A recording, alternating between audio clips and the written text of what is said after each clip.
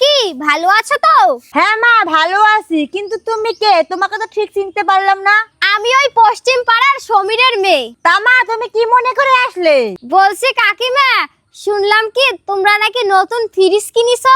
হ্যাঁ ফ্রিজ তো কিনছি, মাত্র 1 সপ্তাহ হলো, কিন্তু তোমাকে কথাটা কে বললো?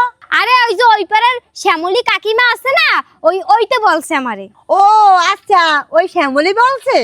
বলছি কি কাকিমা, আমার শরীরটা না একটু ভালো না, কিন্তু আমার বাবা মা থেকে শুরু করে আমার ভাই বোন, আমার পাড়ার লোকজন আমাকে কেউ সহ্য করতে পারে না।